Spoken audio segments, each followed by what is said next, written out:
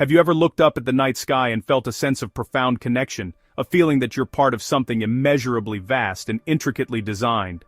For millennia, humanity has gazed upon the cosmos, searching for meaning, for patterns, for a sign that we are not just adrift in a sea of cosmic dust. We've charted the stars, named the constellations, and sought to understand the silent language of the universe. At the same time, another ancient source has guided humanity, offering wisdom and a framework for understanding our place in existence: Scripture. The Bible, a collection of texts written over centuries, is filled with its own profound patterns, its own recurring motifs, and its own powerful numbers that echo with symbolic weight. What if these two great sources of wonder, the heavens above and the holy words within, are not as separate as they seem? What if the numbers repeated throughout the Bible didn't stop at Scripture, but appeared in the cosmos itself? When we delve into the pages of the Bible, we find that numbers are far more than mere quantities. They are imbued with deep symbolic meaning, forming a divine code that unlocks deeper layers of understanding. The Bible constantly returns to numbers like 7, a number that signifies divine completion, wholeness, and perfection. Think of the 7 days of creation, the 7 seals in Revelation, the 7 times Naaman was told to wash in the Jordan. This number consistently points to a finished work, a perfect plan brought to fruition. Then there is the number 12, a symbol of divine order and governmental foundation.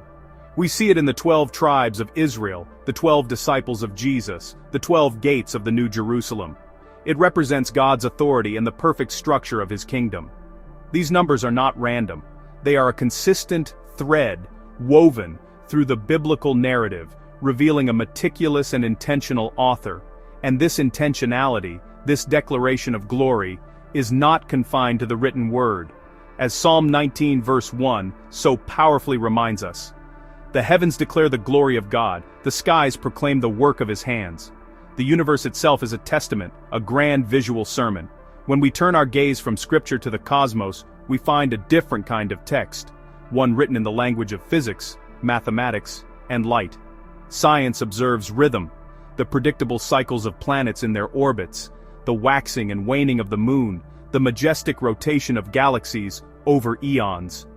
It uncovers a universe governed by elegant mathematical laws, a celestial harmony where everything moves in a grand cosmic dance.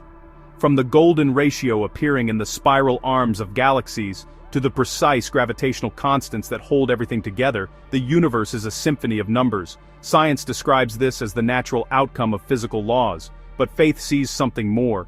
Faith sees intention. Could it be that the same mind that structured the biblical narrative with 7s and 12s also structured the universe with its own divine mathematics? These numbers, these patterns we see in both realms, may not be coincidence, but communication.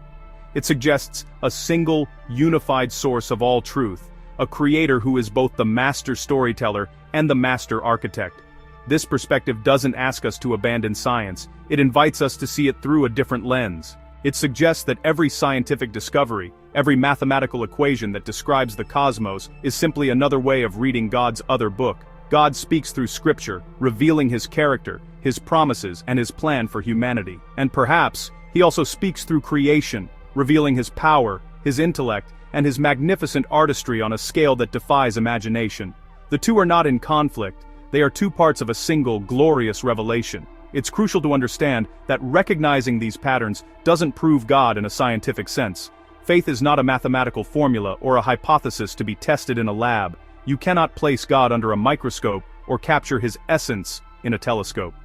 The existence of God is a matter of faith, a personal revelation, not an empirical conclusion. But while these cosmic harmonies may not be proof, they can serve as powerful signposts. They point toward him. When we see order instead of chaos, beauty instead of randomness, and complexity that speaks of intelligence, it resonates with the deepest parts of our spirit.